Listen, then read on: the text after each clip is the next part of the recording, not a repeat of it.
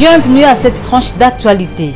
Les élus nationaux en plénière ou la prorogation pour la 8e fois de l'état de siège en Ituri et au Nord Kivu est en discussion. Info Plus, l'information c'est nous.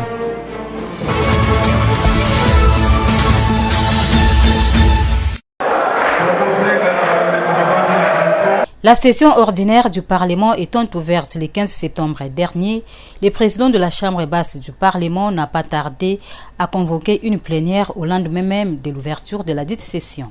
Une première plénière consacrée essentiellement à la prorogation de l'état de siège en Ituri et au Nord Kivu pour la 8e fois. Une question qui divise les élus nationaux. Si les uns soutiennent l'état de siège dans ces deux provinces, les autres par ailleurs n'approuvent pas cette démarche. Et les Congolais attendent de leurs élus l'examen et l'adoption d'une loi.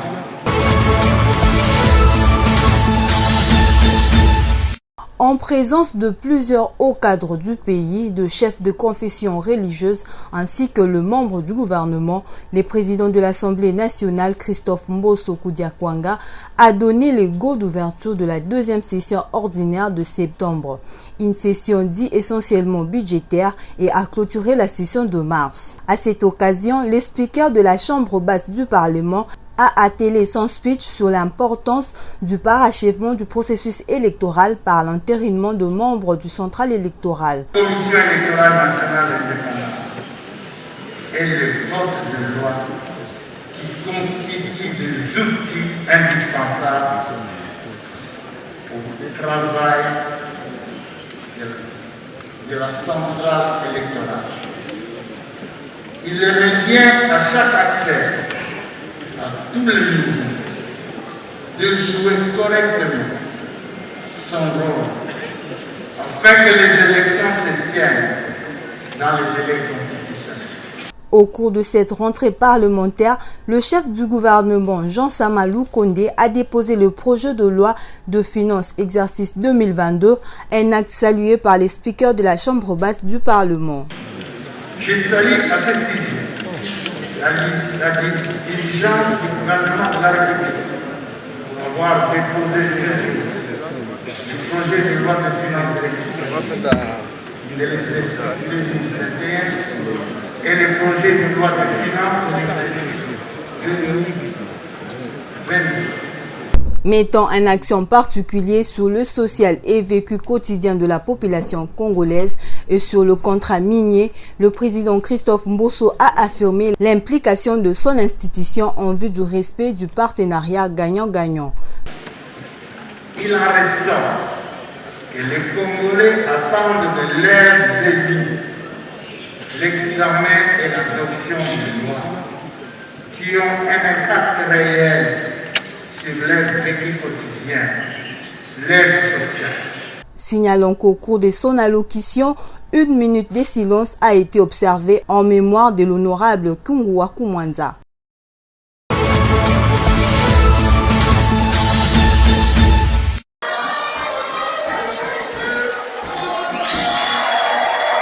Captivés par la quintessence de la locution du speaker de l'Assemblée nationale, Christophe Mbosso, les élus nationaux se sont accordés et n'ont pas manqué de mots pour s'exprimer. Le Parlement ne peut pas aller en vacances. C'est ce que nous avions fait. Donc nous avions prorogé la session de mars qui vient d'être clôturée aujourd'hui. Le président a évoqué les raisons de cette prorogation parce qu'il y avait état de siège sur une partie du territoire national, et le salut du peuple et la loi suprême. Donc les parlementaires ne pouvaient pas se permettre d'aller en vacances pendant que notre nation est en péril. Donc le président a évoqué cela.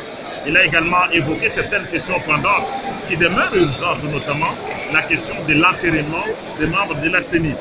Et le président a relevé que cette question-là, ce n'est pas seulement une priorité, mais c'est une urgence dont il faut s'attendre dans les jours qui viennent, incessamment à ce que la question revienne à l'Assemblée nationale. Nous avons accordé un délai de grâce pour que le gouvernement puisse s'asseoir et mettre en œuvre son plan d'action.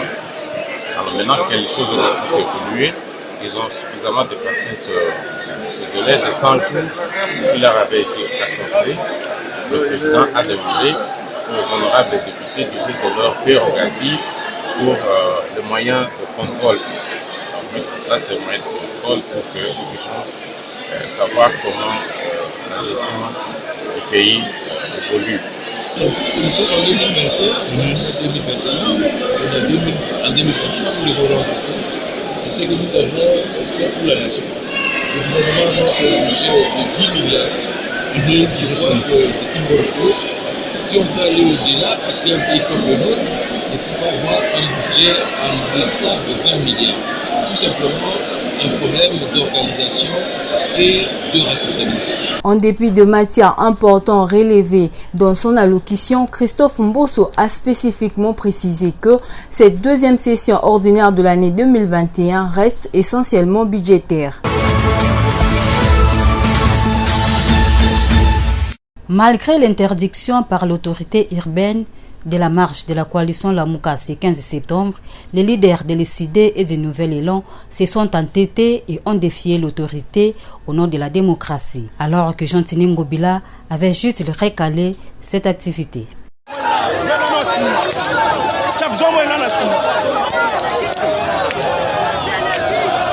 Conséquence, Martin Fayulu et Adolphe Mozuto n'ont pas atteint leur objectif.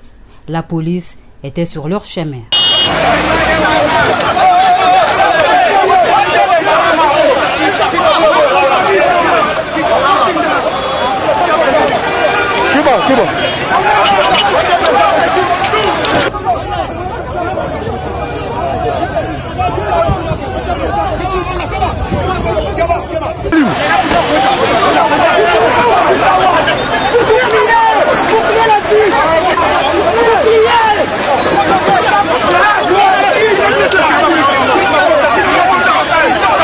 Les militants de ces deux partis politiques qui voulaient emboîter les pas, eux aussi, se sont vus dispersés par la police.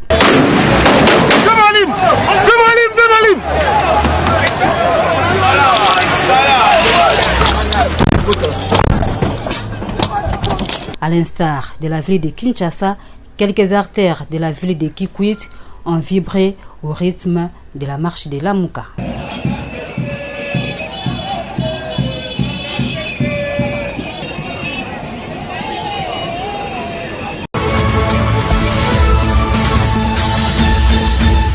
Le ministre de la Communication et Médias, Patrick Mouyaya, a condamné avec la dernière énergie la bavure policière qu'a subi les journalistes et patients Lingondi de l'actualité.cd et RFI lors de la marche de Lamuka. Pour les porte-parole du gouvernement, les auteurs de ces actes seront sanctionnés. À la suite des bavures policières qu'a subi le journaliste patient Lingondi, j'ai parlé avec le numéro 1 de la police nationale à l'instant et il m'a délégué le porte-parole de la police pour qu'on fasse le point sur la situation qui s'est passée. Nous condamnons fermement ces bavures policières, que ce soit le numéro 1 de la police, des enquêtes immédiates pour identifier les policiers qui sont à la base de cette situation et ils seront sévèrement sanctionnés. Nous continuons de suivre de près. J'ai discuté avec patient qui a été libéré et qui a reçu les biens qui lui ont été pris. Il reste, je crois, un appel l'autre. On suit de près avec la police et nous tenons à rappeler que la sécurité des journalistes est une préoccupation majeure pour nous.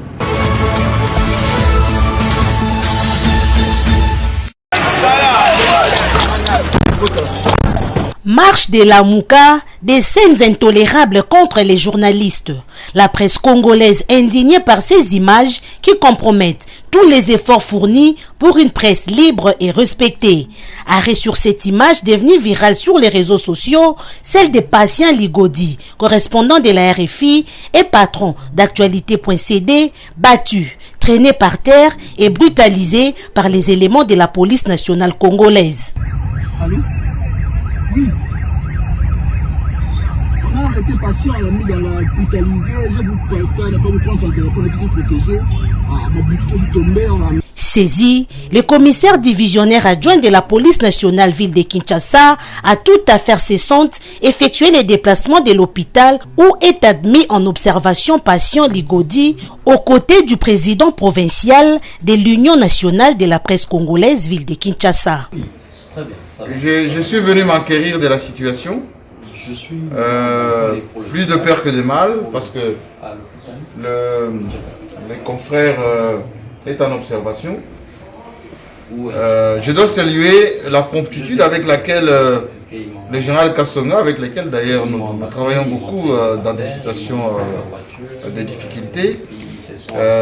C'est quelqu'un qui fait observer auprès des forces de sécurité la discipline et le respect des droits des journalistes à exercer le métier.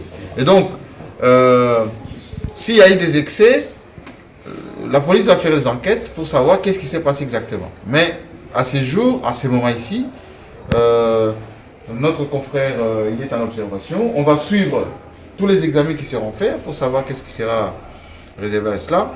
Et j'invite les journalistes effectivement à suivre les consignes de sécurité, mais aussi à faire leur métier sans craindre.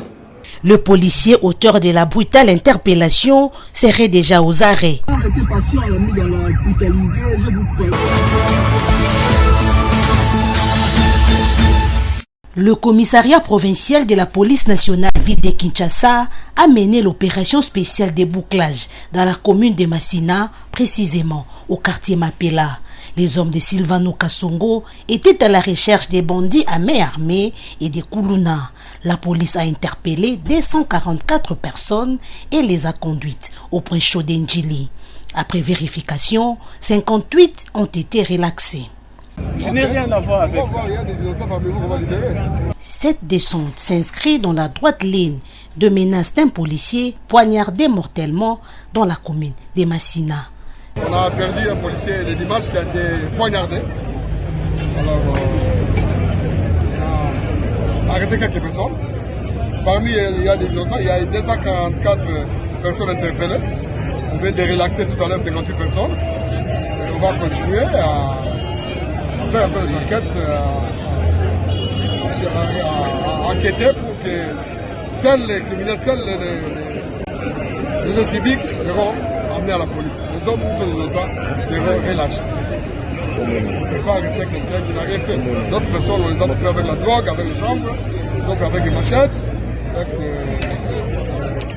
l'alcool prohibé. Alors nous allons continuer à enquêter pour que la population vive tranquille. Une moto, des machettes ainsi que d'autres armes blanches et de la drogue, de l'alcool prohibé ont été saisis. Certains Koulouna arrêtés iront faire les champs à Kanyama Kassese.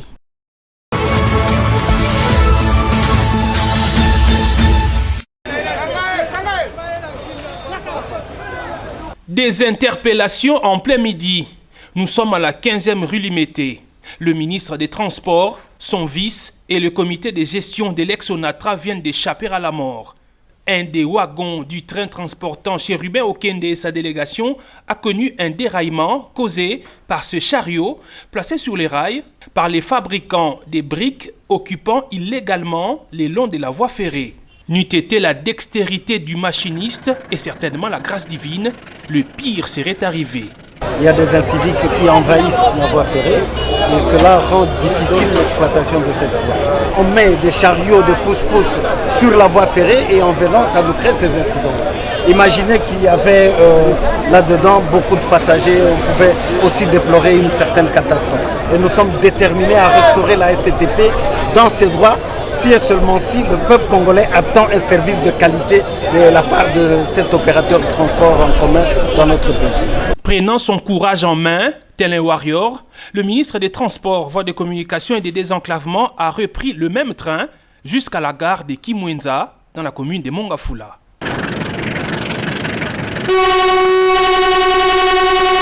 Ici, le ministre a lancé les travaux de réhabilitation du chemin de fer Kinshasa-Matadi.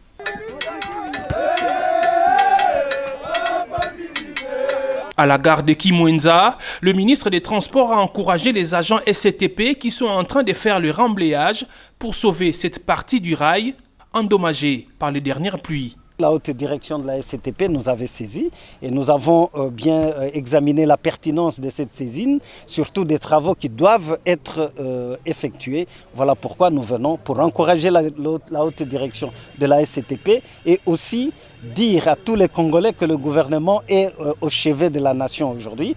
Là où nous devons agir, nous agirons avec beaucoup plus de pugnacité. Bien avant, Chérubin Okende, envoyé par le président de la République, est allé à la rencontre des déguerpis de la gare de Kintambo Magasin. Qualifiés d'occupants illégaux par l'hôtel de ville, ces tenanciers des terrasses, restaurants et autres activités commerciales ont vu leur construction détruite par les bulldozers de Kimbopeto. Pourtant, ils sont, selon eux-mêmes, des locataires précaires de l'ex-Onatra. Les ayant apaisés tout en leur faisant comprendre la nécessité d'empêcher toute spoliation des espaces de la SCTP, Chérubin Okende a invité ces hommes et ces femmes à constituer une délégation qui le recevra dans son cabinet pour trouver des solutions qui garantissent les intérêts de l'État et de la population.